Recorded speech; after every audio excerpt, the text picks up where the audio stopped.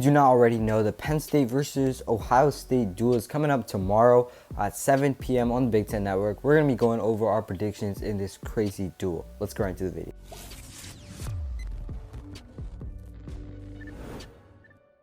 So first of all, probably the best duel of the week at 125, we got Robert Howard, a guy who only has one match, even though Penn State has wrestled 4 duels this season.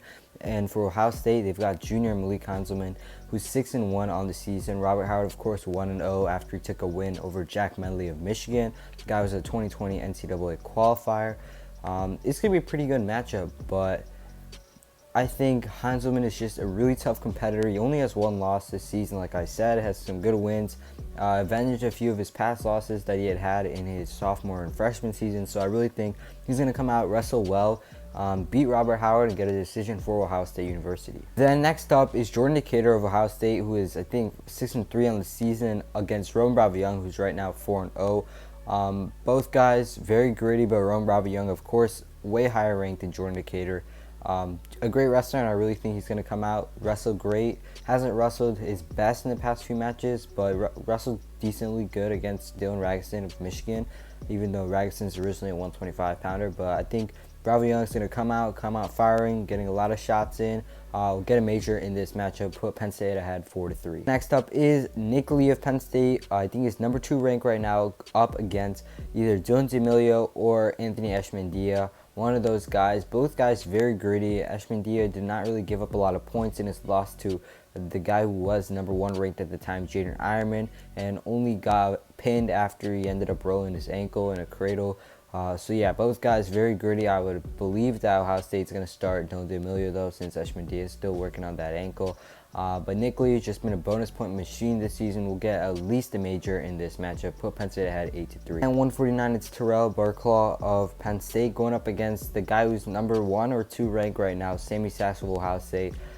Sasso having a great, very dominant season, similarly to Spencer Lee and Nickole.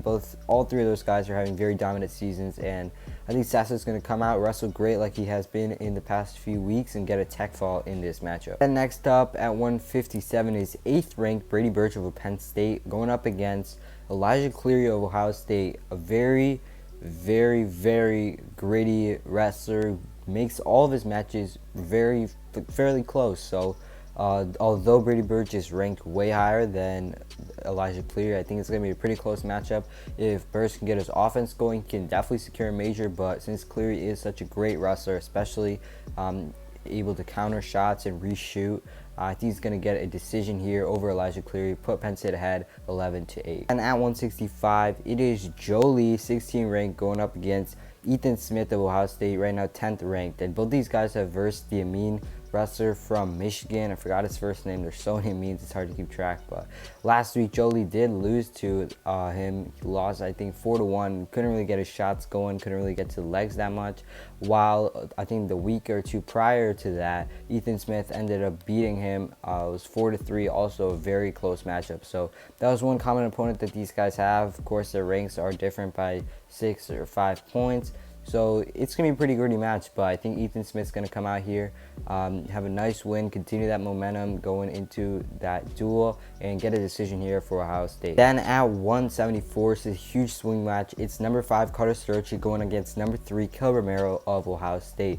Both these guys very high ranked, and both these guys have taken a loss this season. Serrato, of course, was on his debut, but kind of having like a Mark Hall type of season for Serrato, where he lost his first matchup and then has bounced back and beaten fairly good opponents in the rest of his matches. Just last week, he had a nice win over Logan Massaw.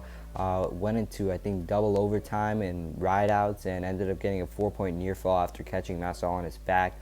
So Serrato really has some momentum going for him, even though Romero has more experience and is higher ranked. I think Serrato's going to come out here, keep the momentum rolling, and get a win for Penn State here, probably by decision, put Penn State up ahead. Then at 184, it's number 2 Aaron Brooks, 4-0 on the season, going up against Rocky Jordan, who is 4-4 on the season and just outside the top 20 rankings.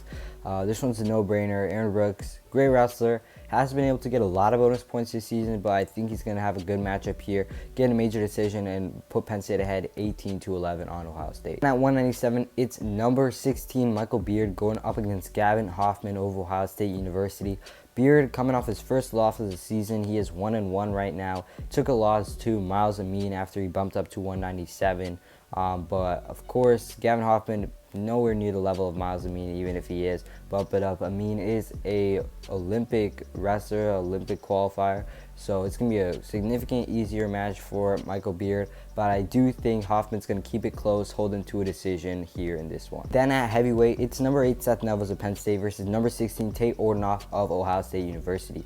So the final match of the duel, both of these guys have huge implications for Big Ten seeding as well as rankings, and I think Tate Odenov is severely underranked. He is 4-4 on the season, that's true, but he has a huge upset potential and is wrestling well in the last few seasons. He was an NCAA qualifier.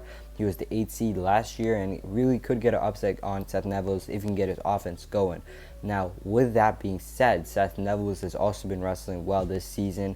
Had some good wins throughout the season. I think he will probably be able to hold off Tate Odenov, get a decision in this matchup, and have a big implication on the Big Ten seedings in March. Yeah, it's going to wrap up our video for today, talking about Penn State versus Ohio State's dual predictions. It's kind of crazy, but Penn State's dual season is almost over. They only have 6 matches, and they already wrestled 4. Ohio State will be their 5th, and then the 6th one is against Maryland, so it doesn't really count. Maryland's wrestling team is pretty bad. No offense to any Maryland fans out there, but yeah, let's wrap up our video for today. If you guys enjoyed, make sure to leave a like, comment down below, and sub for more wrestling content like this.